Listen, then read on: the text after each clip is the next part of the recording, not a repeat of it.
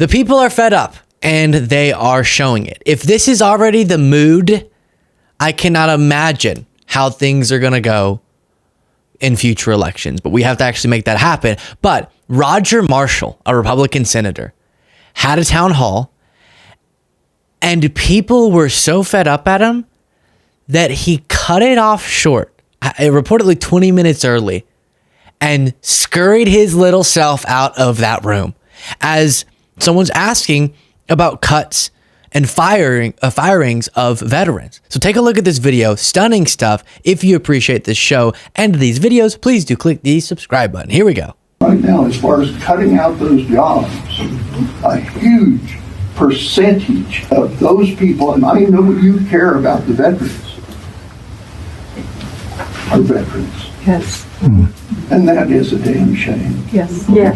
That is a damn shame. I'm not a Democrat, but I'm worried about the veterans, man. I'm not a Democrat, but I'm worried about the veterans. Let's see how Mr. Roger responds.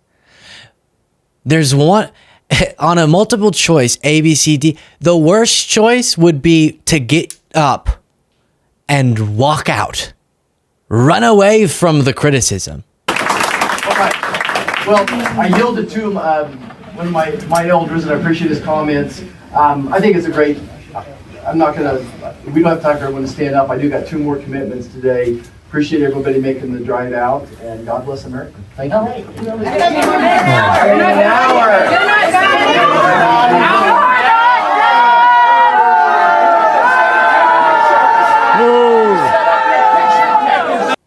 You're not done.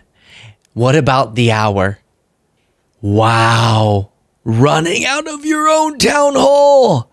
Roger, no. Can someone please explain to me? I honestly, I'm curious what it is that he said here in response. What was the answer? Well, I yielded to one of my elders, and I appreciate his comments. I think it's a great, I'm not going to, we don't have time for everyone to stand up. I do got 2 more commitments today. Appreciate everybody making the drive out, and God bless America. Could you turn up my audio, Jaden?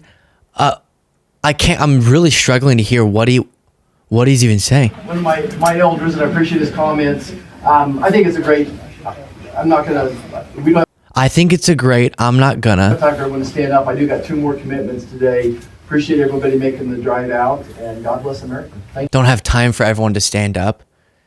Yeah, you don't have time to stand up yourself for what's right, Roger.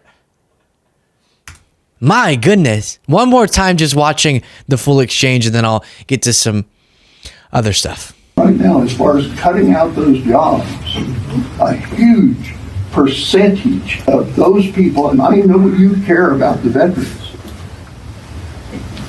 are veterans. Yes. And that is a damn shame. Yes. Yeah. That is a damn shame. I'm not a Democrat, but I'm worried about the veterans, man. Well, I yielded to one of my elders, and I appreciate his comments. I think it's a great, I'm not going to, we don't have time for everyone to stand up. I do got 2 more commitments today. Appreciate everybody making the drive out, and God bless America. Thank you. That is shameful. And then I'll mute this as we watch him walk out. There he goes. And they say, what about the hour? You're going to leave before your town hall was even supposed to end?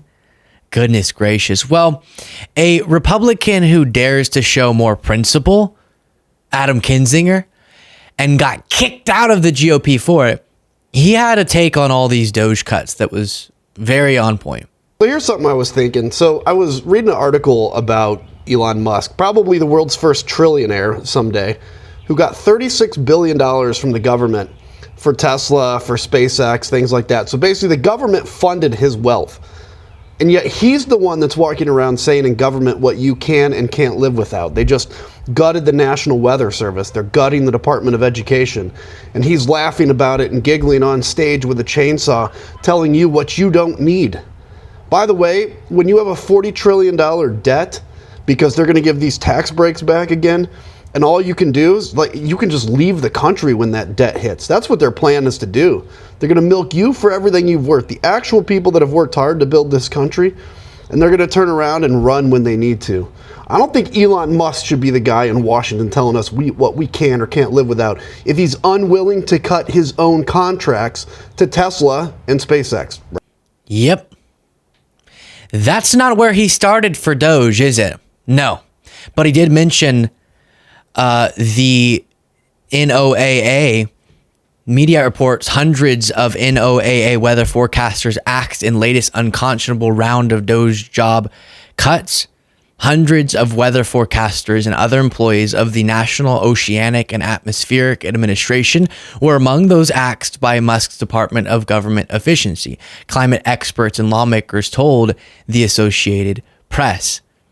And just to sort of consider what this could do, among the firings were those tasked with providing important weather reports and information on hurricanes and other severe storms.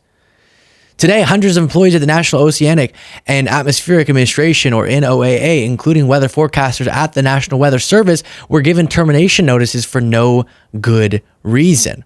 This will only endanger American lives going forward. Seeing that Trump would lie to attack Biden in the wake of hurricanes, to say that Biden was botching the response, and then oversee an administration that is gutting the very institutions that help to give us insight and thus help us prepare for such natural disasters, among doing so many other things.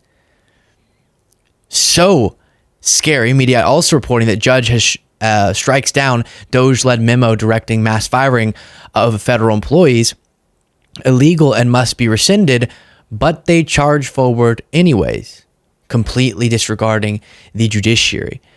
Barron's reported on, by the way, something that could be a bad sign for the economy. Latest data suggests first quarter GDP decline. Atlanta Fed forecast says the Federal Reserve Bank of Atlanta just slashes forecast to call for a decline in first quarter gross domestic product.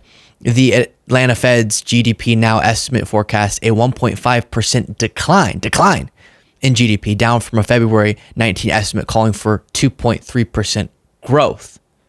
So the estimate went from Q1 growth and pretty good growth to a decline in GDP. This would be a bad sign for the economy.